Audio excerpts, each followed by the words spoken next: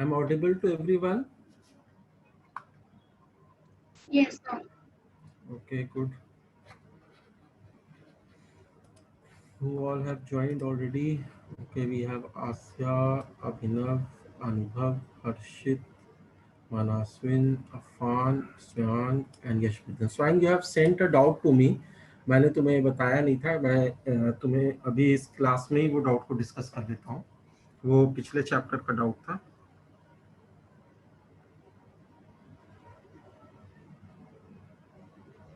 So it was given that there is a function fx which is equal to maximum of sin x and cos 2x.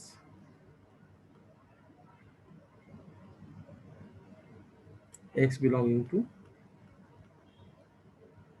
0, 2 pi.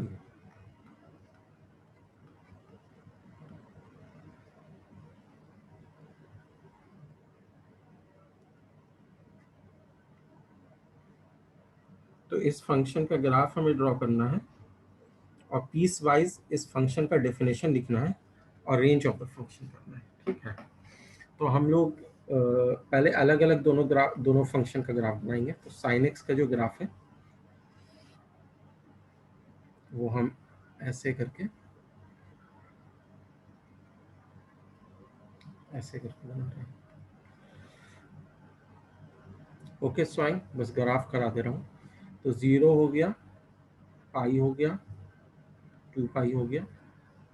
This is the graph of sine x. ये यहाँ पर जो है 1 हो गया और यहाँ पर -1 हो गया.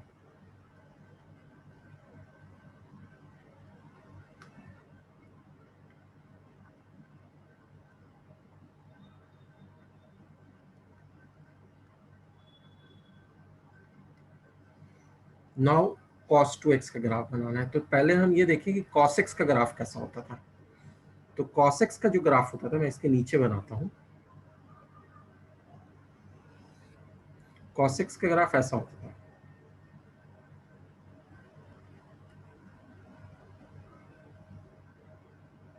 ये cos x का ग्राफ है. ठीक है. cos 2x का अगर हम ग्राफ बनाएंगे तो ये along the x axis 2 times shrink कर जाएगा. इसको अभी हम थोड़ा सा और आगे बनाते हैं इस तरीके से.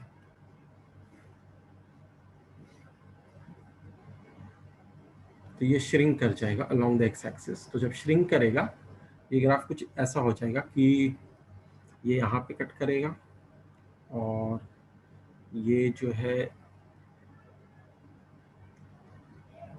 ऐसे होगा और जहाँ पे ये 0 हो रहा है वहाँ पे ये -1 हो जाएगा.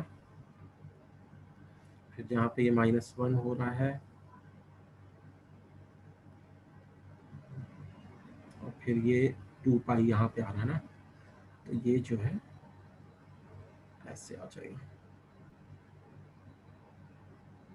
ये ऐसे रहेगा. जो ग्राफ मैंने बताया था उसको ध्यान में रखना है. ये ऐसे होगा और फिर जो है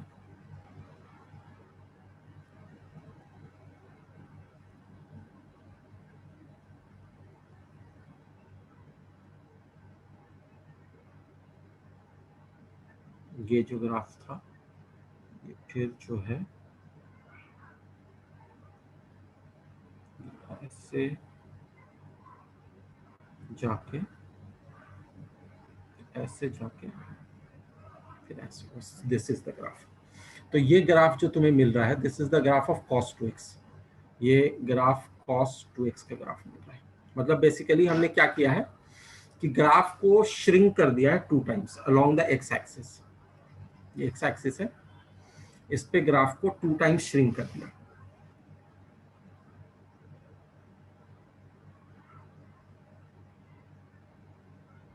ओ एक मिनट cos 2x है ना. तो cos 2x है तो हाँ ठीक है ये ऐसा हो गया. ये क्लियर हो गया सबको कि cos x के ग्राफ को हमने 2 टाइम्स श्रिंक कर दिया है? Is this clear? Yes sir. ठीक है। अब यस। मैं ये वाला जो ग्राफ है ये ऊपर में एक साथ जो sin x के ग्राफ है उसके साथ प्लॉट करूंगा। तो जब मैं इसको प्लॉट करूंगा तो ये कुछ यहाँ पर जाके ये ऐसे होके, ये ऐसे होके,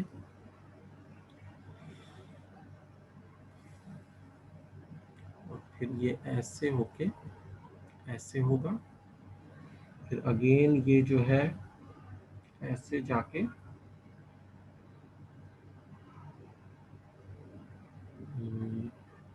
फिर ये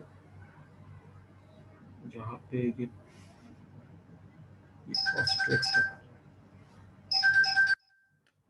एक मिनट में एक कॉल रिसीव कर लेता हूँ, एक कॉल आ रहा है।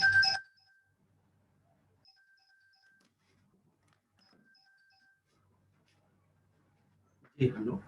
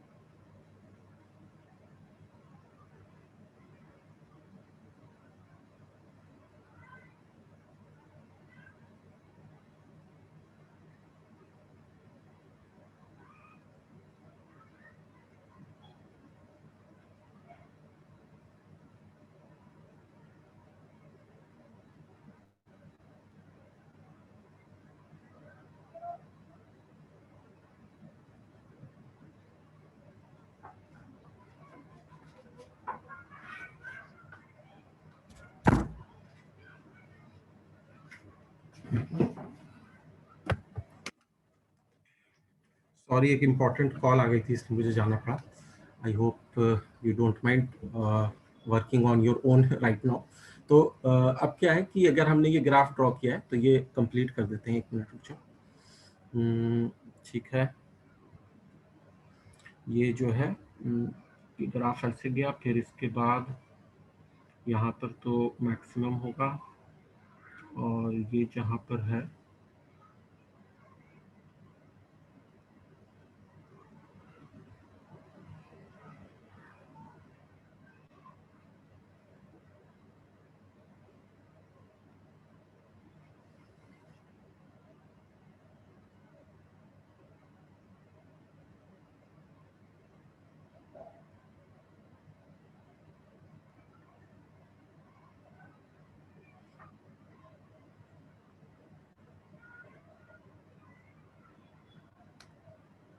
ये इस तरीके से चलेगा। ये जो है 2 पाई, ये पाई हो गया, ये 2 पाई हो गया, और ये ग्राफ हो गया, फाइन। तो अब ये जो ग्राफ है वो sin x और cos 2x दोनों में जो मैक्सिमम है वो हमें देखना है। तो दोनों में जो मैक्सिमम वाला पोर्शन मिलेगा वो ये, फिर ये हो गया, फिर ये हो गया, फिर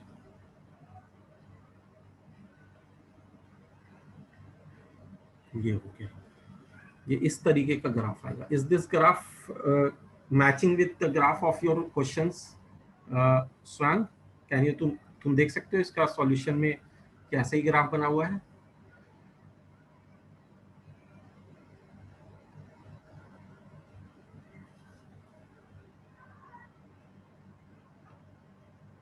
ओके ठीक है। और जहां पर इंटरसेक्ट कर रहा है वो वैल्यू नहीं दी हुई होगी, क्योंकि वो वैल्यू देना पॉसिबल नहीं है कि sin x और cos 2x कहाँ पे इक्वल हो रहा है। बाकी ग्राफ तो यही बन रहा है। तो ये ग्राफ कहाँ कहाँ पे कट कर रहा है वो तुम देख सकते हो।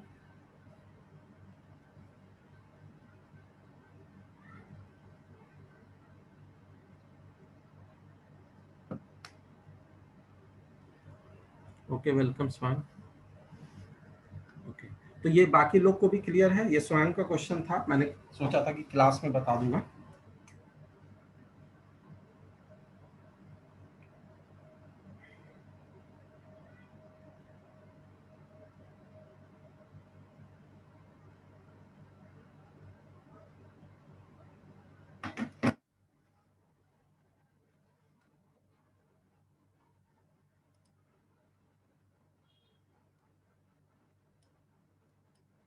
सर एक असाइनमेंट का डाउट है। सॉरी? असाइनमेंट का डाउट है। हाँ पूछो, आज क्या? If A is 3 cross 3 non-singular matrix हाँ। such that A hmm into A transpose is equals to A transpose into A hmm and B is equals to A inverse into A transpose, hmm then B into B transpose equals to option दिया हुआ है, yes sir. क्या है? So 1 plus B I plus B. I oh sorry I plus B or identity matrix B inverse और B inverse का transpose.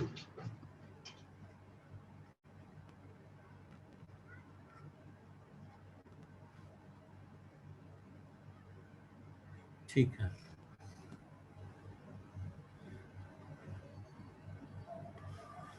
So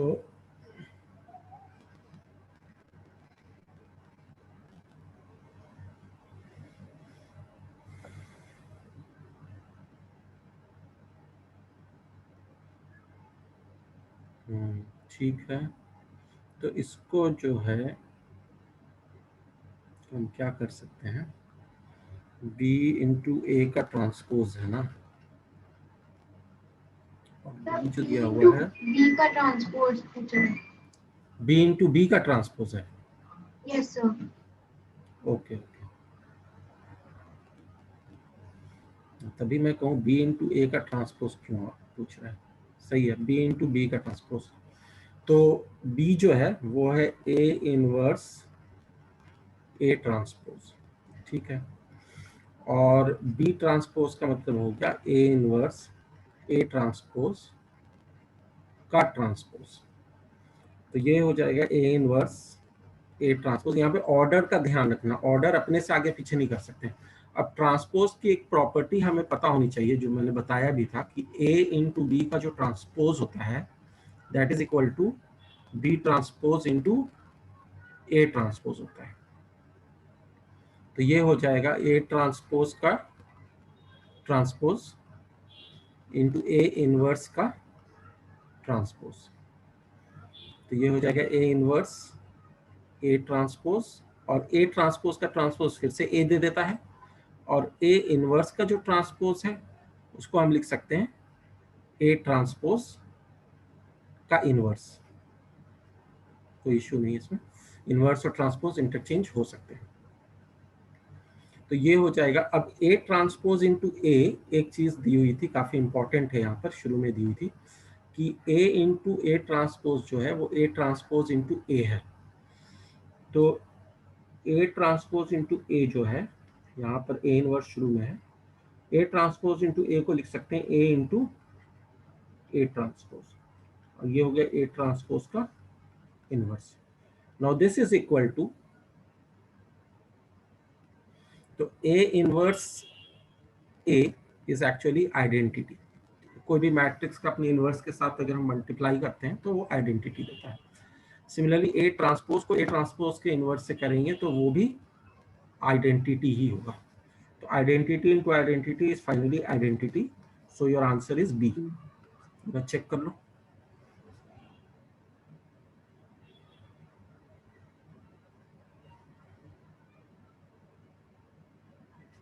Is this Yes, okay, sir. आसिया? बाकी लोग को भी क्लियर है, आई होप।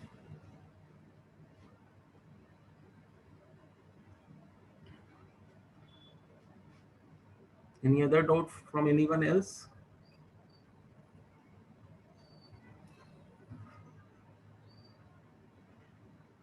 So एक और है. हाँ बोलो। So if omega is not equal to 1, एक मिनट, इसको क्लियर कर दे रहा हूँ। हाँ क्या बोल रही हो? if omega is not equal to 1, ठीक है, is the complex cube root of unity and matrix.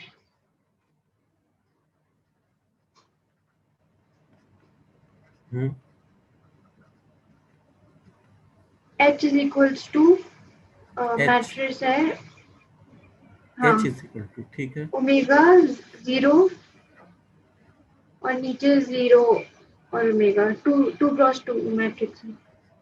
अच्छा इस तरीके Then से। h to the power 70 is equals to, it's asking. H to the power 70, ठीक है। तो H से पहले हम लोग H स्क्वायर निकाल लेते हैं, पैटर्न हमें समझ में आ जाएगा ना। H स्क्वायर निकालते हैं पहले, ओमेगा 0 0 ओमेगा, और ये हो जाएगा ओमेगा 0 0 ओमेगा। तो ये होगा,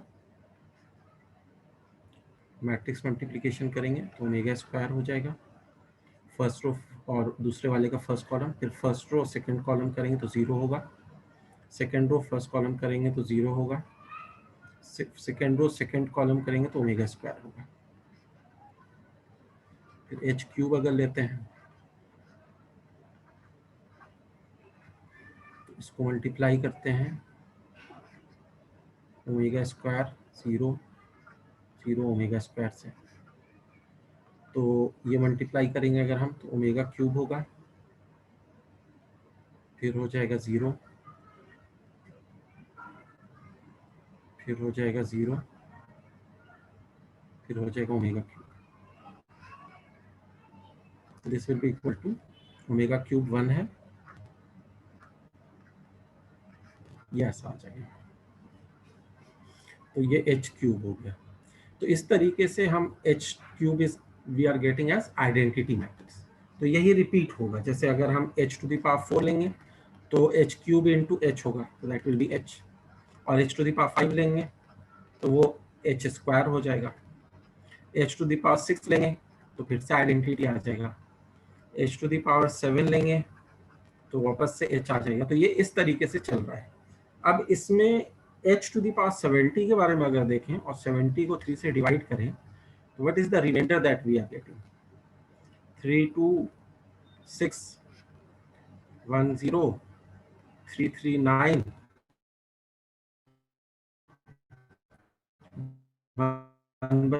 बच्चा, तो रिमाइंडर इज 69 इंटू एच। तो h to the power 69 is identity, क्योंकि 3 का मल्टीपल हो गया पावर में, इंटू h, तो फाइनली ये h ही होगा, which is actually omega into identity matrix. Sir omega का वैल्यू 1 दिया हुआ है। ओमेगा का वैल्यू 1 नहीं है, और कोई कॉम्प्लेक्स क्यूब रूट हो सकता है। Sir identity omega cube 1 identity होता है मैट्रिक्स कितना है? ओमेगा क्यूब 1 हो गया ना। Omega is a complex cube root of unity, तो complex cube root of unity का कॉम्प्लेक्स नंबर में हमने पढ़ा था ना कि ओमेगा का क्यूब 1 हो जाता है। अच्छा हाँ ठीक है। ओमेगा पे जो भी क्यूब 3 से मल्टीपल रहेगा ना वो 1 हो जाता है। Done, sir. Is this clear? Yes, sir.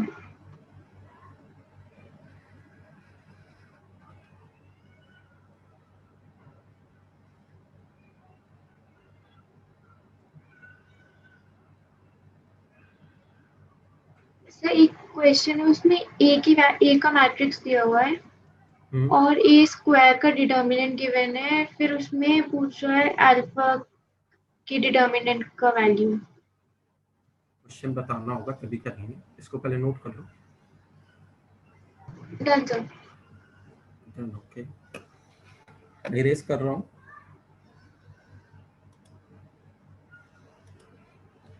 हाँ बताओ क्या question. Sir A is equals to 5 alpha alpha, फिर नीचे 0 अल्फा 5 है और फिर उसके नीचे 0 0 5। ये मैंने सही लिखा है, देखो एक बार। Yes sir. सर ठीक है। 5 अल्फा होगा सेकेंड रो में। अच्छा, सेकेंड रो में 5 alpha, second row second column. Second column sir, उसके बगल में जो आपने रेस की उसके बगल में 5 अल्फा होगा। ये ऐसे है। Yes sir. एक बार देख लो फिर से। यस सर देख लिया। ठीक है, बोलो। ए स्क्वायर का determinant is equals to 5 hmm is equal to 25। Is equal to 25।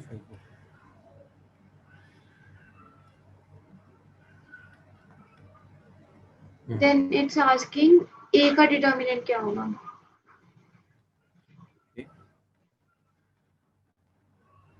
Sir alpha का। अल्फा का डिटर्मिनेंट, यस सर। अल्फा का मॉड होगा। अल्फा तो नंबर है ना, उसका डिटर्मिनेंट थोड़ी होगा, उसका मॉड होगा।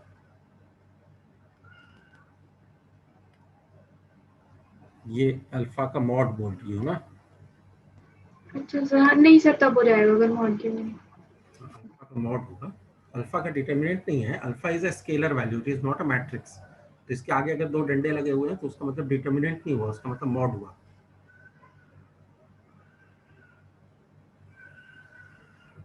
यस सर तब हो जाएगा।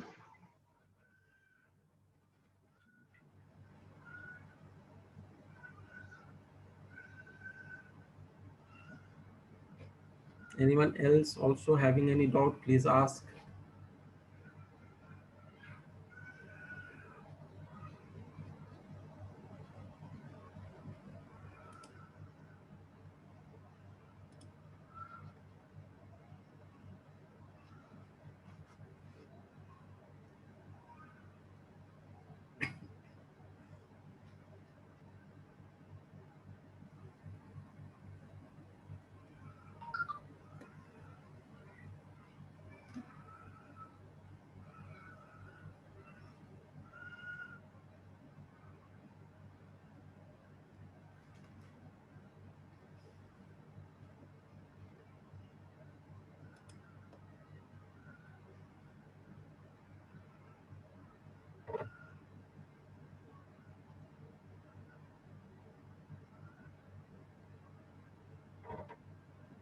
तो आज हम लोग करेंगे determinants, okay.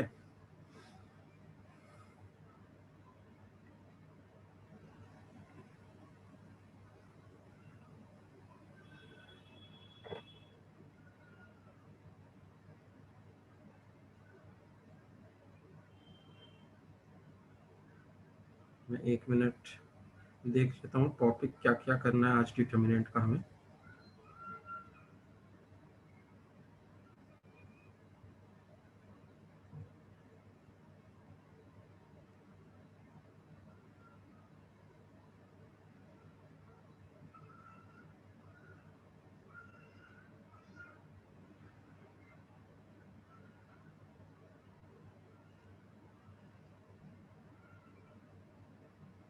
Okay, first of all evaluation of determinant, ये तो हम लोगों ने मैट्रिक्स में कर ही लिया था, how to evaluate a determinant. Okay, किसी का मैसेज आया है, अनुभव इज सेइंग 5। हाँ ठीक है अनुभव, अल्फा का मोड 5 आ रहा है, अच्छी बात है। 5 है आसिया, यस सर। ठीक है। तो डिटर्मिनेंट हम कैसे कैलकुलेट करते हैं वो हमें पता है, माइनर्स और कोफैक्टर्स के बारे में पता है। तो प्रॉपर्टीज ऑफ डिटर्मिनेंट में आ जाते हैं।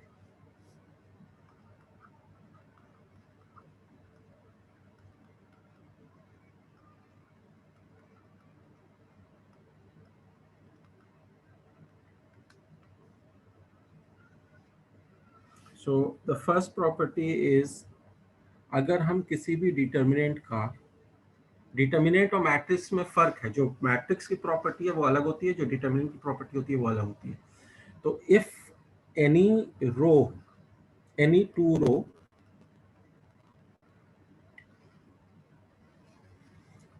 और we can also call that two column, जहां पर रो यूज हो रहा है वहां पे कॉलम भी यूज कर सकते हो। तो इफ एनी टू रो और वी से column are interchanged, then determinants sign reverses।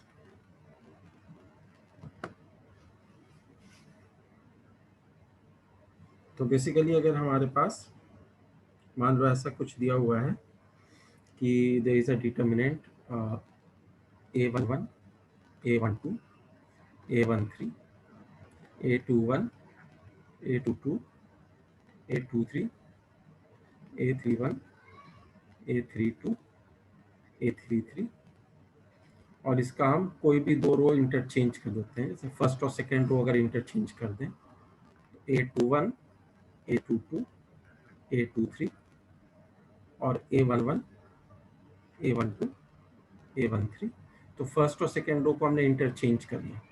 तो जो डिटर्मिनेंट की वैल्यू आएगी कैलकुलेट करके, वो ओरिजिनल डिटर्मिनेंट का निगेटिव होगी, यानी उसके रिवर्स साइन होगा। अगर ओरिजिनल पॉजिटिव है तो निगेटिव, और ओरिजिनल निगेटिव है तो पॉजिटिव।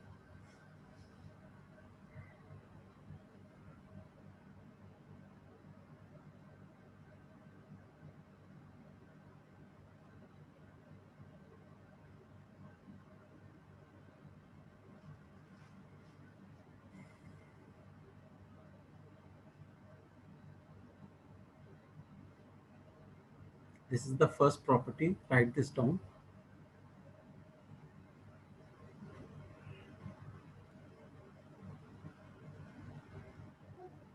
सर पता कैसे चलेगा डिटर्मिनेंट है या फिर मैट्रिक्स है?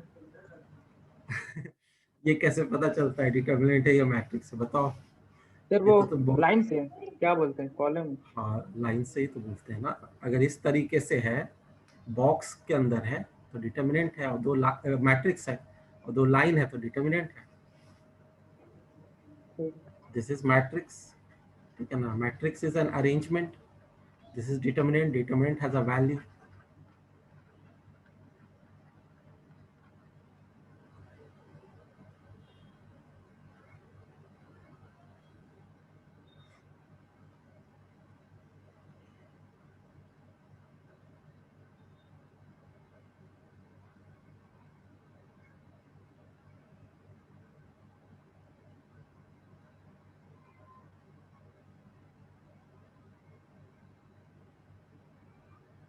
सेकेंड प्रॉपर्टी में आ जाता हूं मैं।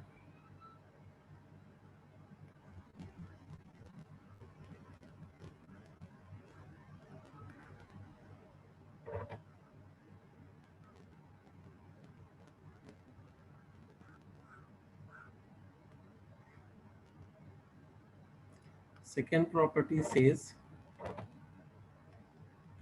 if we multiply a row with a constant, जहां पर रो है वहां पे कॉलम रिप्लेस करके भी उसकी एक प्रॉपर्टी बन सकती है।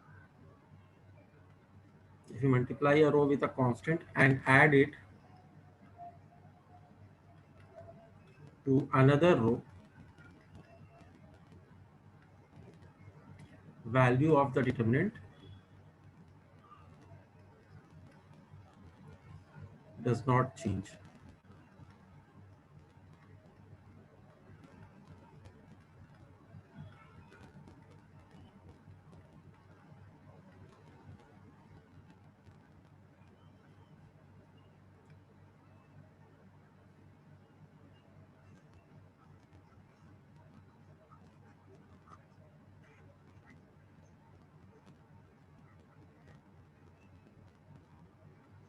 सो इसका भी एक एग्जांपल देख लेते हैं.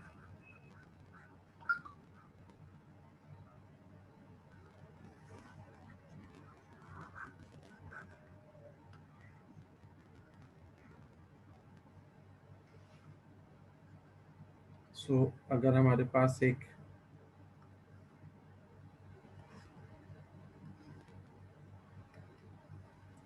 डिटर्मिनेंट इस तरीके से है, ये तो इरेज नहीं करना चाहिए था मुझे, चलो कोई बात नहीं, इरेज कर दिया.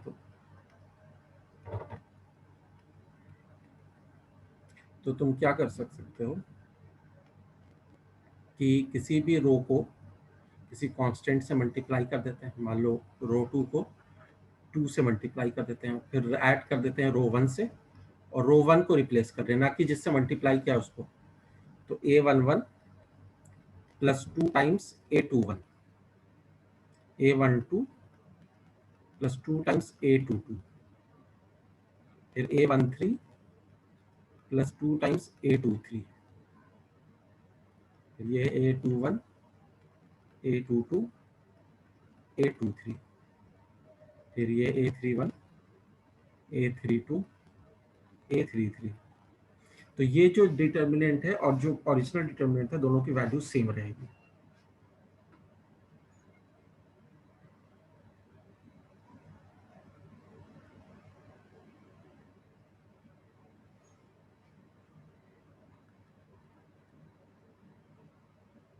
Is this clear?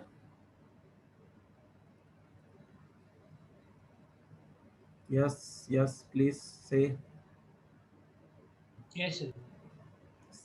Okay. Sir वो कांस्टेंट नेगेटिव भी हो सकता है ना? हाँ, कोई भी कांस्टेंट हो सकता है.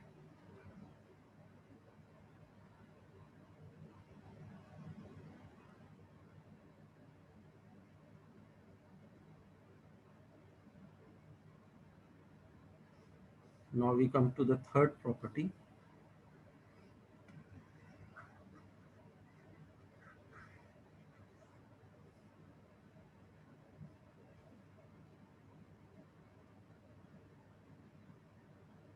सुहान पूछ रहा है रिप्लेस उसे करेंगे जिससे ऐड किया. हाँ, उसको रिप्लेस करेंगे.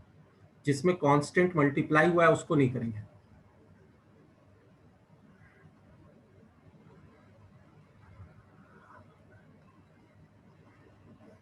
इसका रीजन मैं अभी बता दूंगा तुम्हें. इसका रीजन भी ऐसा नहीं है कि विदाउट एनी रीजन है, लेकिन अभी इसका रीजन थोड़ी देर बाद बताऊंगा.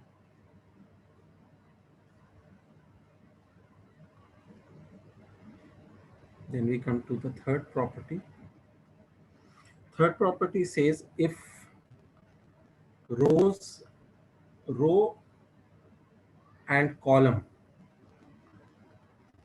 are interchanged,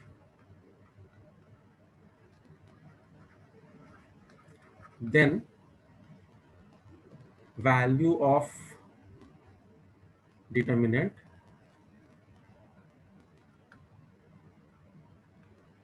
does not change.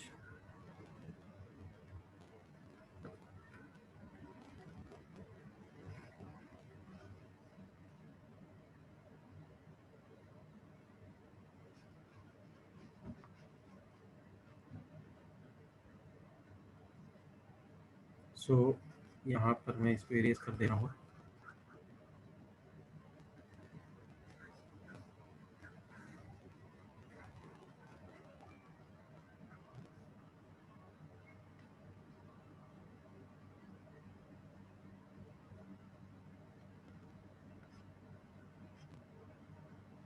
A11, A21, A31, ठीक, रो और कॉलम को इंटरचेंज कर रहे हैं, A12, A22, A32, A13, A23, A33। तो दोनों की वैल्यू सेम, दोनों डिटर्मिनेंट की value same.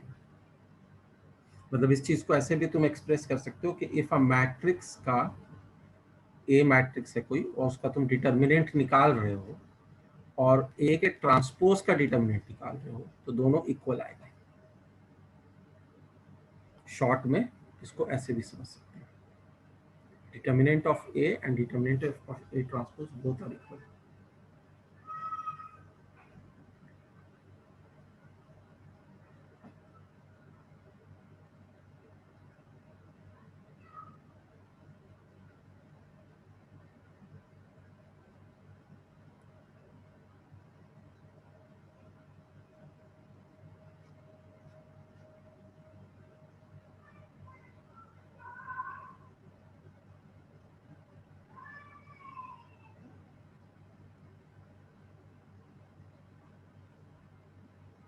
Then we come to the fourth property.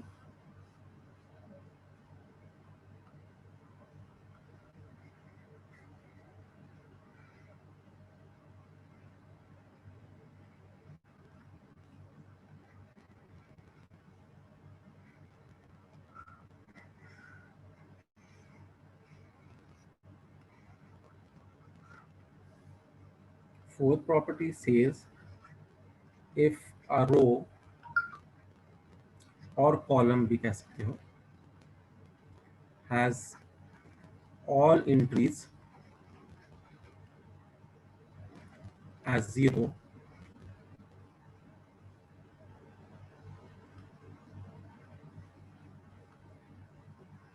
then the value of determinant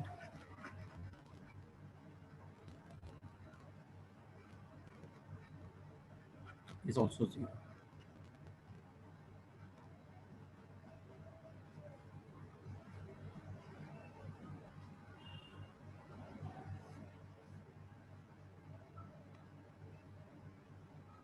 So for example,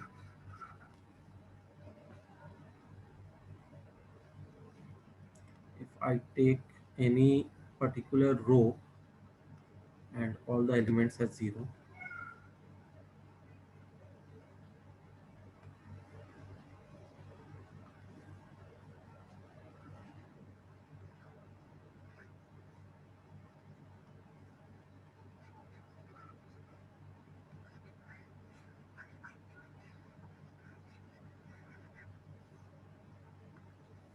so this value will be equal to 0.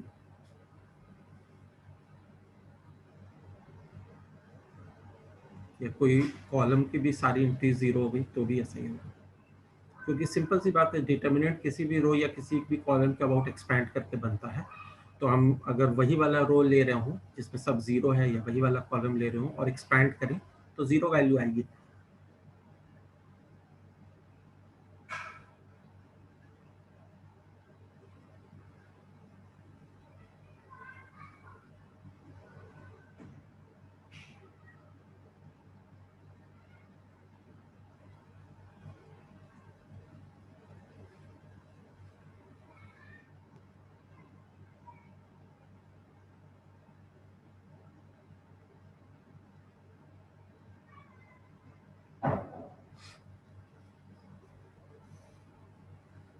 Similarly, we have the fifth property with us.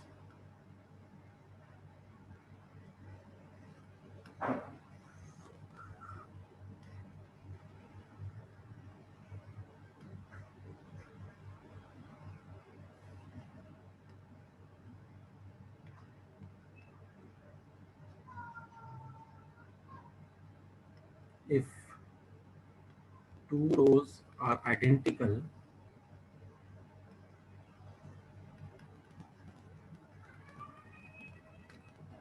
then ये column भी हो सकता है, value of determinant is 0।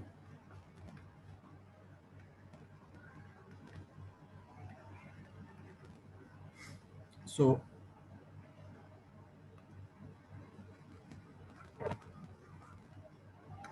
अगर मान लो कि हम एक डिटर्मिनेंट ले रहे हैं which is having the first row and the third row same, A B C हो गया, यहाँ पर ए बी सी हो गया, ये A21 हो गया, A22 हो गया, A23 हो गया। तो first and third row are identical, तो डिटरमिनेंट की वैल्यू क्या आएगी? 0 आएगी। वो कैलकुलेट करने से अपने आप आ जाएगी।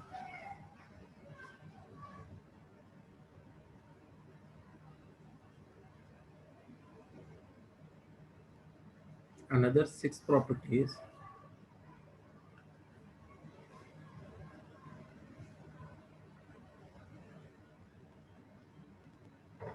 If a row or column is multiplied by a constant, then determinant is also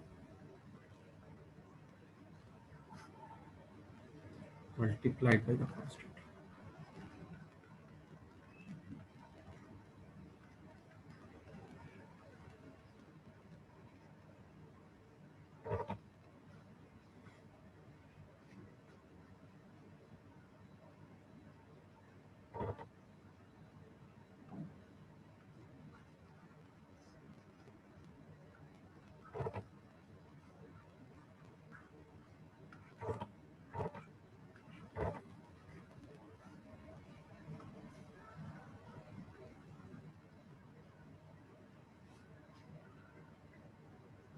सो अगर हम ऐसा करते हैं कि m से फर्स्ट रो को मल्टीप्लाई कर रहे हैं,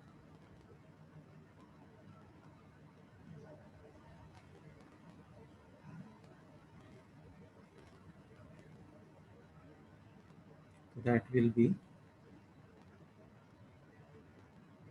m जो है, दैट ऐसे भी समझ सकते हो कि m को कॉमन ले लिया गया है, तो इस तरीके से लिखा जा सकता है।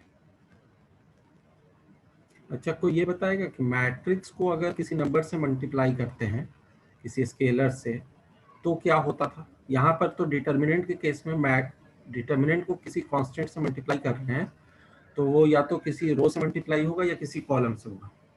मैट्रिसेस तो में क्या होता मैट्रिक्स में सबसे हो जाएगा, सारे एलिमेंट। हाँ, मैट्रिक्स में सबसे हो जाएगा, सारे रो से हो जाएगा, मतलब हर एलिमेंट से हो जाएगा।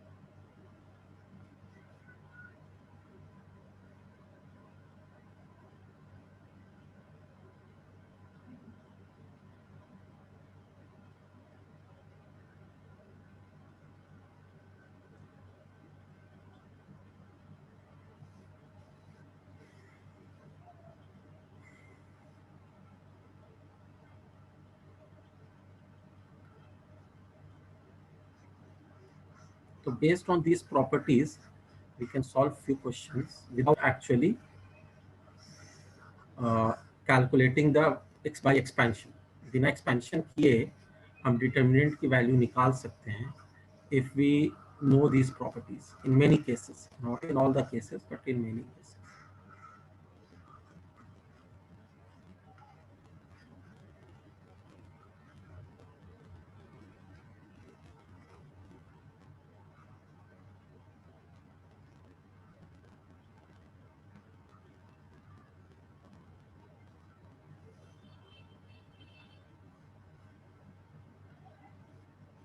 सो एक क्वेश्चन है, show that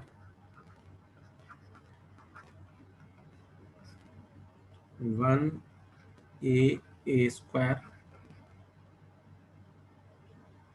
1b square 1c square का जो डिटर्मिनेंट है that is equal to a minus B into B minus C into C minus A. Try करो एक बार।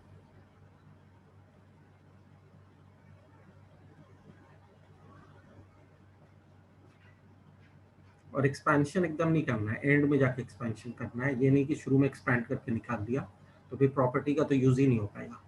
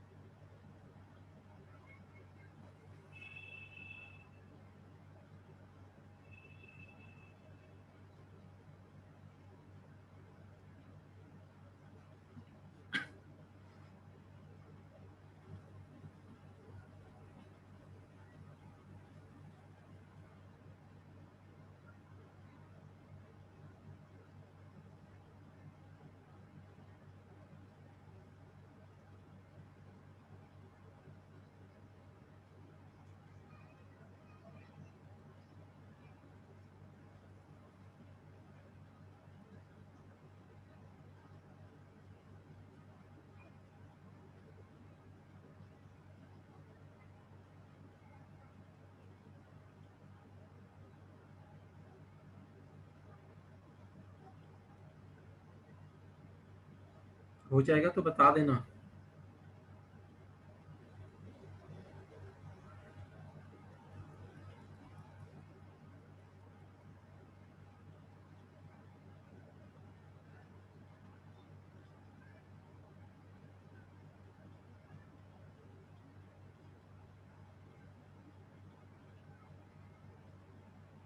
Done sir.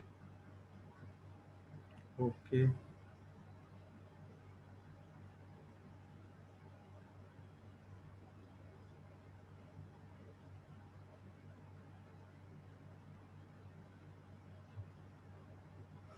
तो बेसिकली इसको किया होगा तुमने, तो ऐसे किया होगा कि this determinant delta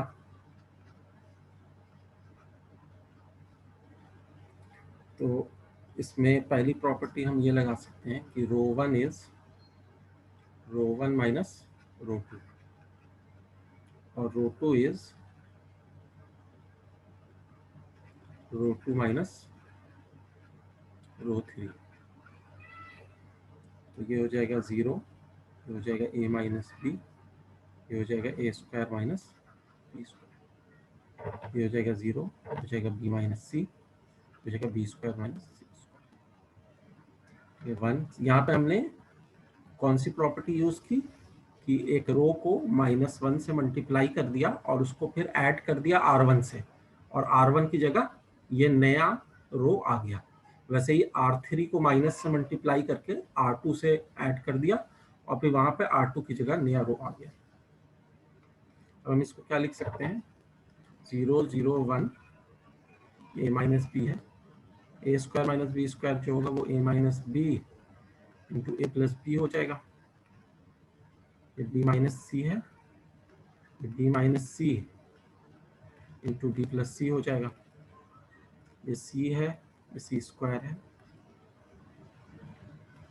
so this is equal to, अब फर्स्ट रो से तुम a माइनस बी को कॉमन ले सकते हो। तो एक जगह 0, एक जगह a माइनस बी है, एक जगह और एक माइनस बी है, तो हर जगह से a माइनस बी कॉमन लिया जा सकता है। वैसे ही सेकेंड रो से b माइनस सी कॉमन लिया जा सकता है। This property is about multiplication with a scalar. तो a माइनस बी जो है वो कॉमन ले रहे हैं, मतलब कि a minus B first row के साथ मल्टीप्लाइड था तो वो बाहर आ गया तो डिटर्मिनेंट के साथ मल्टीप्लाई हो गया। वैसे b माइनस सी सेकेंड रो के साथ मल्टीप्लाइड था, बाहर आ गया तो डिटर्मिनेंट के साथ मल्टीप्लाई हो गया। This becomes 0 1 a plus b, this becomes 0 1 b plus c, this becomes 1 c square. तो अब ये यहाँ तक आया। इसके बाद अब हम क्या कर सकते हैं, R2 माइनस R1। हाँ अब एक्सपैंड कर दो ना, अब तो बिल्कुल आसान है। फर्स्ट कॉलम के अबाउट एक्सपैंड कर दो, क्योंकि पहला एलिमेंट 0, दूसरा एलिमेंट 0, खाली लास्ट एलिमेंट रहेगा। तो a minus b, b minus c, और जब एक्सपैंड करोगे तो 1 into b plus c minus a minus b, तो b और b कैंसिल हो गया। This is a minus b, b minus c, c minus a।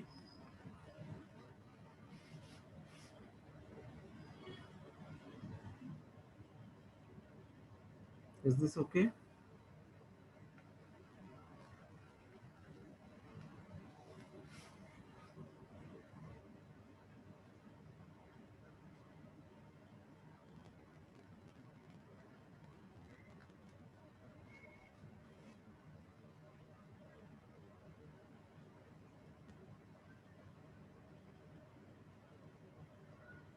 Now let us come to one more question.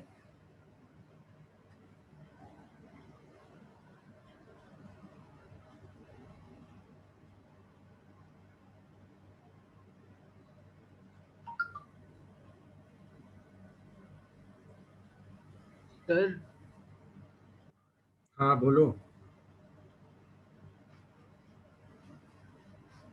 समझ में आया sir, कुछ नहीं, मुझे लगा बी माइनस सी। हाँ बोलो हर्षित। नहीं सर, समझ में आ गया। वो एक्चुअली मैंने एक गलती कर दी। Okay.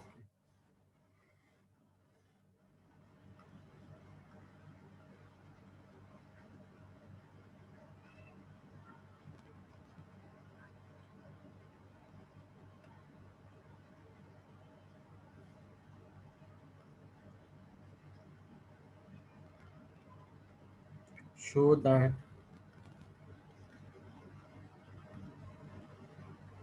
Delta is equal to, generally हम लोग डिटर्मिनेंट को डेल्टा से डिनोट करते हैं, b plus c, c b, c c plus a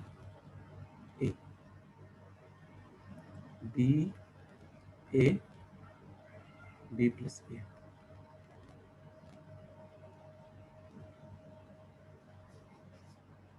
तो ये वैल्यू को दिखाना है कि this is equal to 4abc।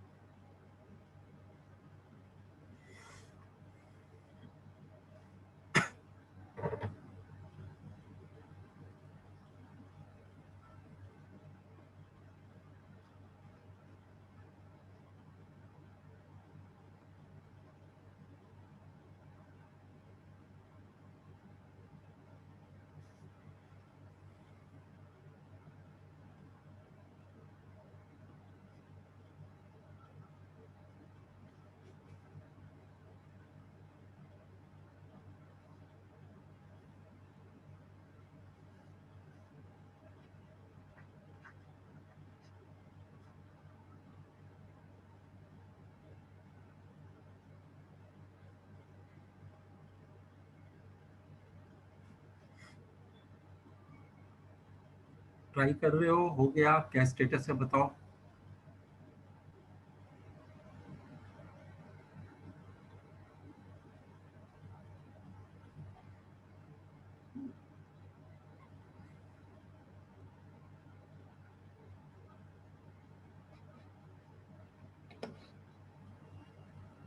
No response from anyone, क्या बात है? बहुत ज़्यादा इन्वॉल्व होकर क्वेश्चन सॉल्व कर रहे हो लगता है तुम लोग।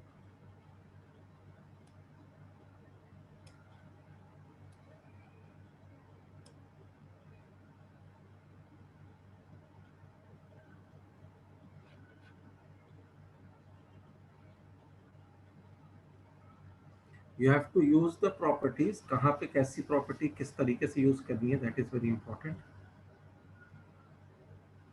That will come from practice. तुम जितना प्रैक्टिस करोगे उतना ज़्यादा एक इंट्यूशन डेवलप हो जाएगा कि किस तरीके से इस क्वेश्चन में प्रॉपर्टी लगानी है। तो these are questions of determinants which are being expanded by the property. These are basically manipulative questions. तो इसमें मैनिपुलेशन, जैसे ट्रिग्नोमेट्री वगैरह जैसा चैप्टर है उसमें ट्रिग्नोमेट्री में कई सारे प्रूफ्स होते हैं जो मैनिपुलेटिव होते हैं। तो उसी तरीके से डिटर्मिनेंट भी एक ऐसा चैप्टर है जो इसमें जब प्रॉपर्टीज आ जाती है तो वहाँ पे मैनिपुलेशन काफ़ी होता है। तो उन सब जगह पे तुम्हारी प्रैक्टिस अच्छी होनी चाहिए।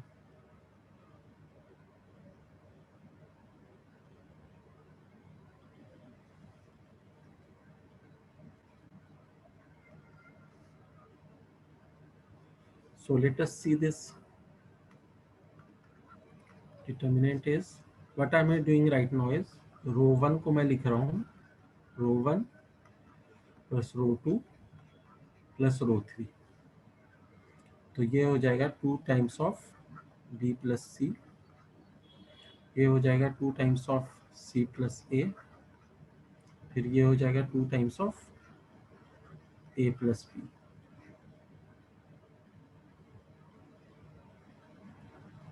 सी होगा, सी प्लस ए होगा, ए होगा, बी होगा, ए होगा, बी प्लस ए होगा। तो फर्स्ट रो में से 2 कॉमन ले लेते हैं, b plus c, c plus a plus B, c, c plus a b, a, b plus a, ये हो रहा है। इसके बाद मैं क्या कर रहा हूँ कि कॉलम 2 को लिख दे रहा हूँ कॉलम 2 माइनस कॉलम 3। ठीक है, इसको करो। इसके आगे थोड़ा सा हिंट मैंने दिया, थोड़ा सा और करो।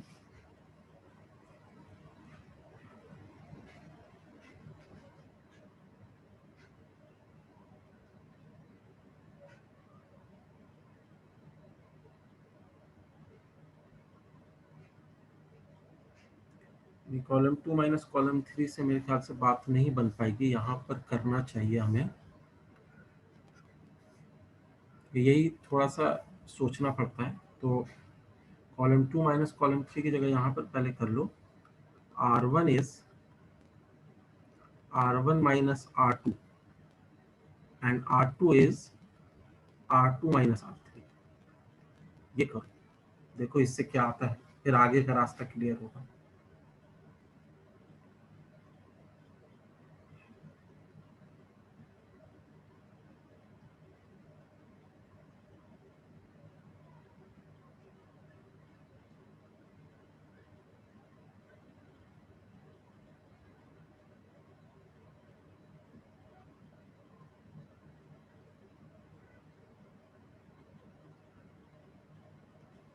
What will you get is, ये 2 तो बाहर है ही, this is B, this will be 0, this will be B again। यहाँ पर आ जाएगा C माइनस बी, ये हो जाएगा C, ये हो जाएगा माइनस बी, ये हो जाएगा B, ये हो जाएगा A, ये हो जाएगा B प्लस A।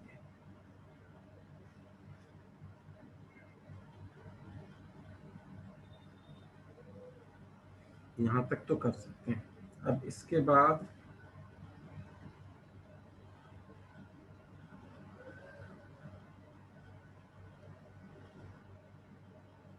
इसके बाद ये कर दो, थोड़ा सोचना पड़ रहा है लेकिन ठीक है, क्योंकि हम इसका एक्सपेंशन एकदम से नहीं करना चाह रहे हैं। एकदम से एक्सपेंशन कर देंगे तो प्रॉपर्टीज का यूज नहीं हो पाएगा। तो जितना मिनिमम एकदम लास्ट में जाके एक्सपेंशन हो उतना अच्छा है। तो अब मैं लिखता हूँ कॉलम 1 को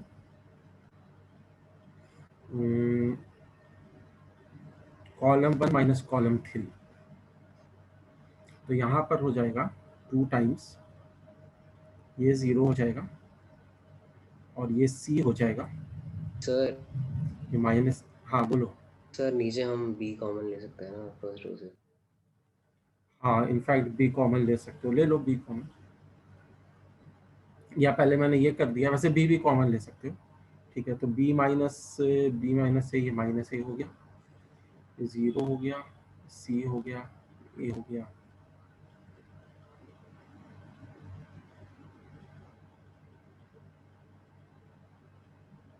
बी हो गया, माइनस बी हो गया, बी प्लस ए हो गया।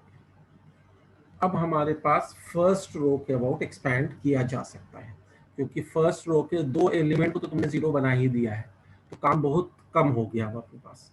तो 2 बी रहेगा बस, और अंदर में हो जाएगा c into b plus a minus a into minus b plus a b हो जाएगा। ऐसे ही किया है ना, c into b plus a b, तो ये हो जाएगा। माइनस साइन का कहीं पे कुछ चक्कर हो रहा है क्या? माइनस साइन कहीं पे कुछ मैंने एक्स्ट्रा ले लिया। ये तो ठीक है, और R1 को R1 माइनस R2 किया,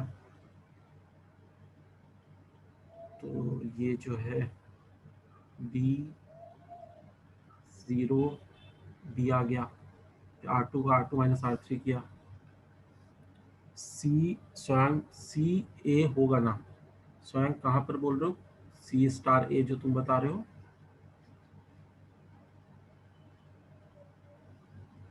अच्छा अच्छा अच्छा, सॉरी मैं गलत एक्सपैंड ही कर रहा था, ओहो really sorry.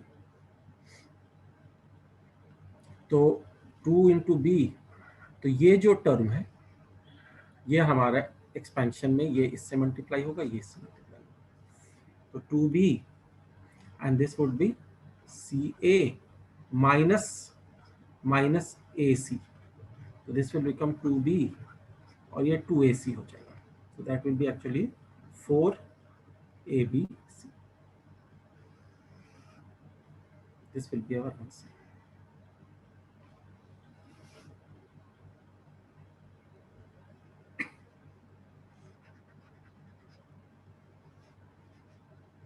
I hope it is clear to everyone now.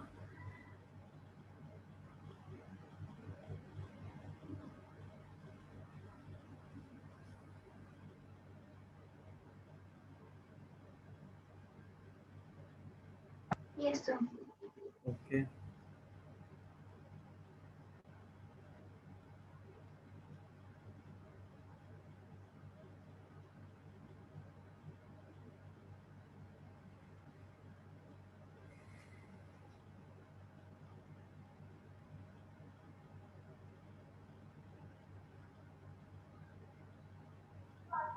Sir वो रो 1 कॉलम 1 में 0 कैसा है?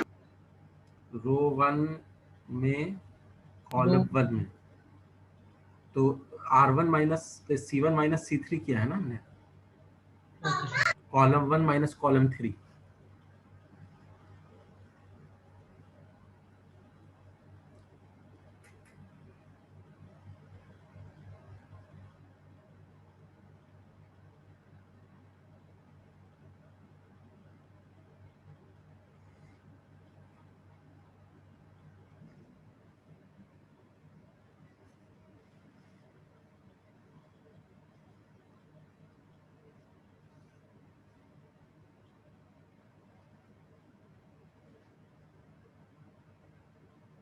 let us come to another question now. Hi.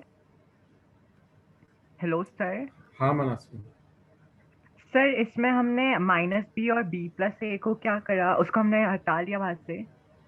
-c और b+a मैंने इरेज कर दिया क्या? जो अनडू करता हूँ।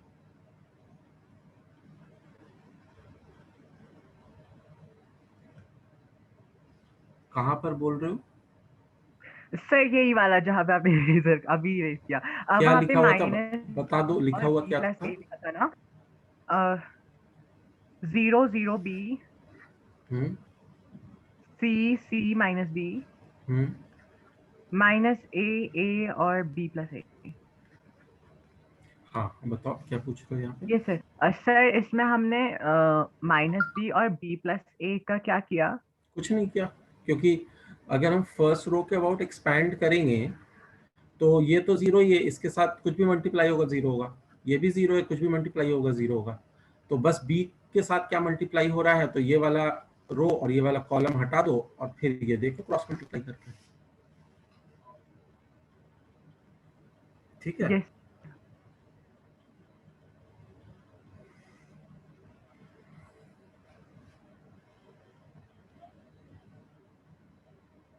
Let us come to another question.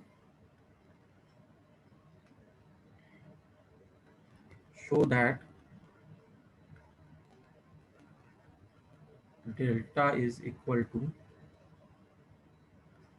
1 1 1 a b c. This will be a square minus bc, b square minus ca, c square minus ab is equal to 0. ये देखा मैं।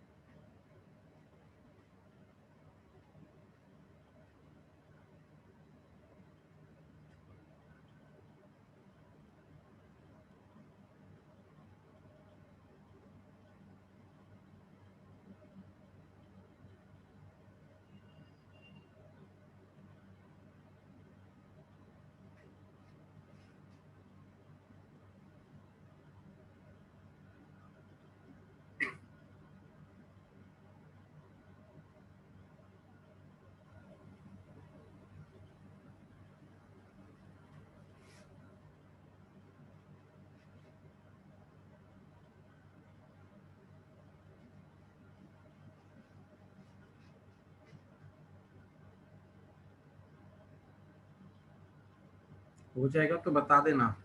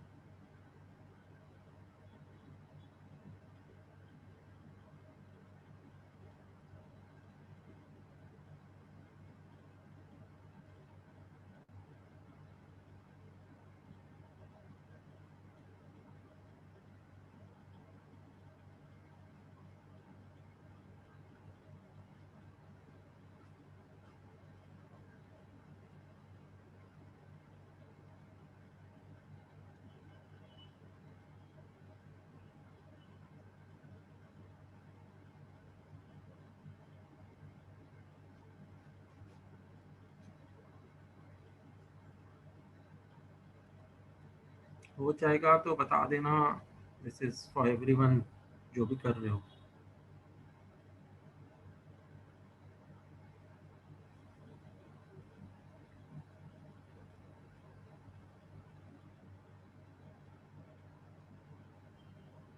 Done sir. Okay good.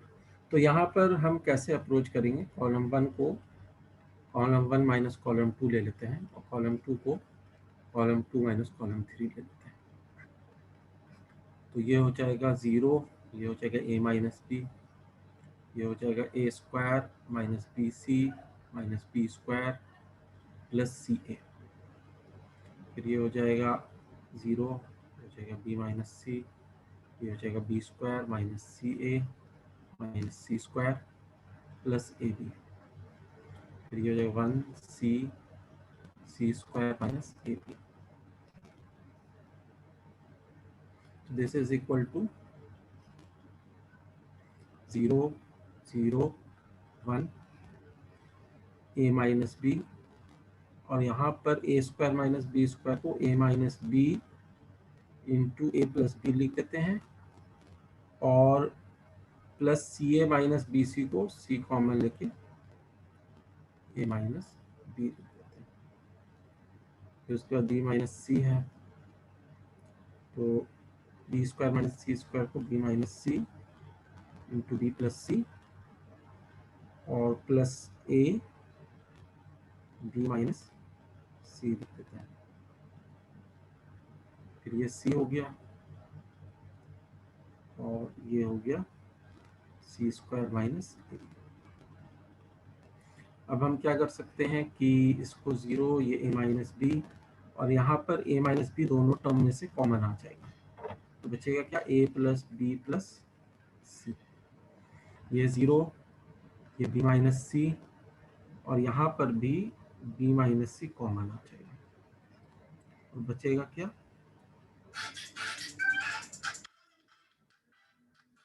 एक minute इसको complete करूँ, मैं एक call receive कर लेता हूँ।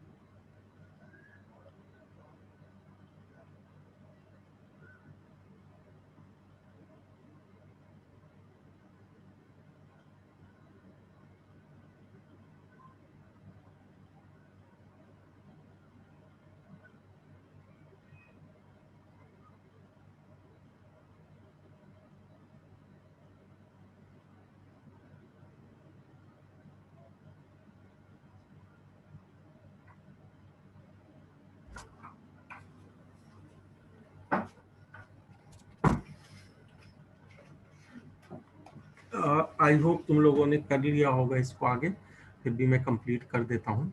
तो b माइनस सी हमने कॉमन लिया तो b plus C plus A हो गया, और इसके बाद ये हो गया 1c स्क्वायर माइनस ए बी। सो नेक्स्ट स्टेप में तुम क्या करोगे कि फर्स्ट कॉलम से a माइनस बी कॉमन ले लोगे और सेकेंड कॉलम से b माइनस सी कॉमन ले लोगे।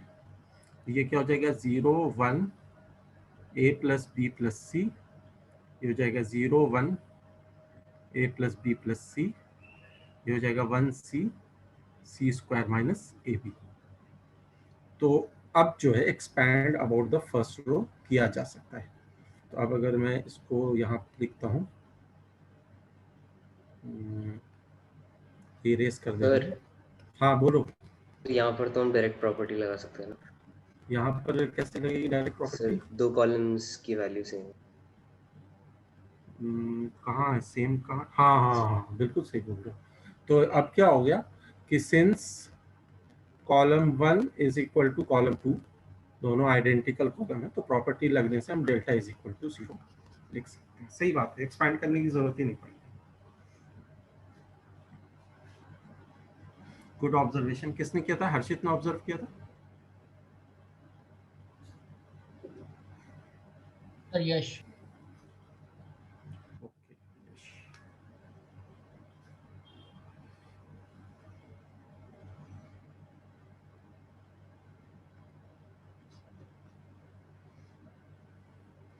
सो अब अगला जो टॉपिक है वो तो मैं आज स्टार्ट नहीं कर सकता।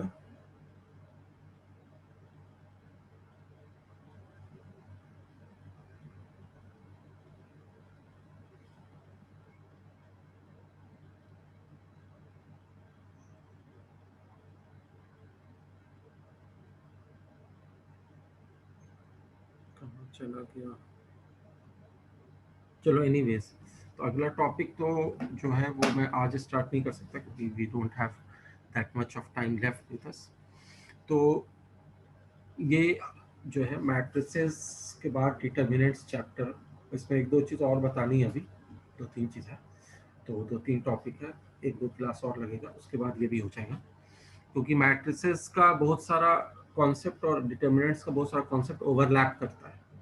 तो कुछ चीज़ें तुमने जो डिटर्मिनेंट्स में पढ़नी है वो मैट्रिसेस में ही पढ़ रखी है, कुछ चीज़ें ऐसे मैट्रिसेस में है जो डिटर्मिनेंट्स में पढ़ रखी है।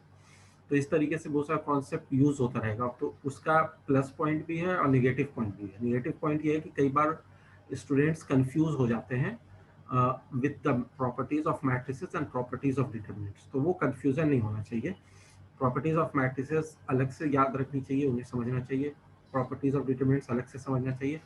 जैसे सिंपल सा एग्जांपल शुरू में ही दिया था कि एक स्केलर जब मल्टीप्लाई होता है किसी मैट्रिक्स से तो कैसे होता है, और डिटर्मिनेंट से होता है तो कैसे होता है। तो these are the few things which you have to keep in mind. बाकी एडिशन ऑफ टू डिटर्मिनेंट्स ये सब कुछ रह गया अभी, वो हम लोग करेंगे बाद में। तो let us conclude today's session. Okay.